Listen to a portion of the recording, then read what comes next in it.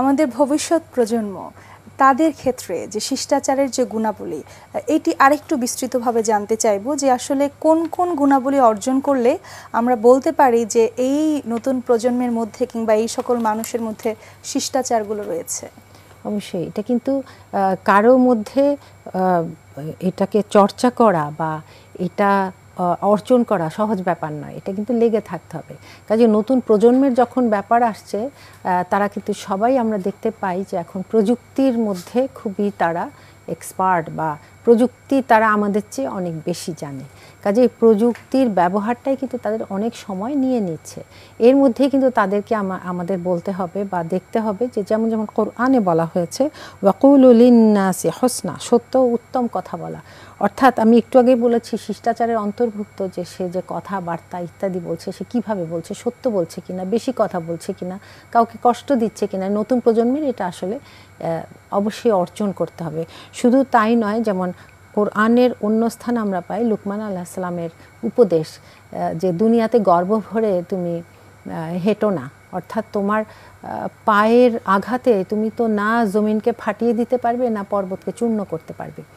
তো এই যে নম্রভাবে চলাফেরা, নম্রতা, এটাও কিন্তু উত্তম চারিত্রিক গুণাবলীর একটি অংশ। তারপরে দেখো যে পারস্পরিক শিষ্টাচারে আরও চলে আসে খুব সুন্দর শিক্ষা ইসলামের, যে কারো অনুমতি নিয়ে তার ঘরে প্রবেশ করা। মেইন যে ঘরটা অর্থাৎ ফটক যেটা আমরা বলি, সেখানে ঢুকতে তো বেল থাকে এটা সেটা, কিন্তু ঘরের ভেতরে পরিবারের ভেতর যখন কেউ বালেগ হয়ে যায়, সে যখনই অন্য কারো ঘরে প্রবেশ করে, তার ভাই হোক, বোন হোক, মা হোক, বাবা হোক, সে কিন্তু ছোট একটি আওয়াজ করে বা কিছু বলে তারপর ঢুকবে, অনুমতি নিয়ে ঢুকতে হবে। এই শিক্ষাটা যে কত বড় এটা আমরা বুঝি না।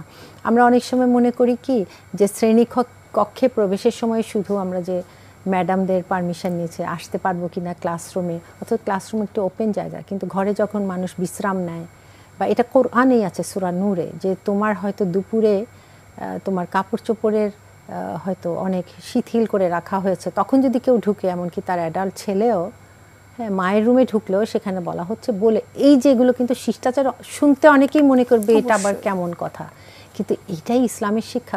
আরও দেখো এই যে শুধু প্রবেশ না, সালাম ও মুসাফাহা করা, এই যে একজন আরেকজনকে সালাম দেয়া, বাসায় ঢুকেই যে ঢুকছে সে অন্যান্যদের সালাম দেয়া, মা বাবাকে, বাবা মাকে, ছেলে মাকে, ছেলে বোনকে, বোন বাবা মা ভাইকে, বা আরও যদি কেউ থাকে নানা নানি, দাদা দাদি, ফুফু, চাচা, খালা, মামা, এই যে সবাইকে সালাম, এটাও কিন্তু শিষ্টাচার, এবং সালামের জবাব দেওয়াটাও তাদের জানতে হবে যেটা শিষ্টাচারের অন্তর্ভুক্ত।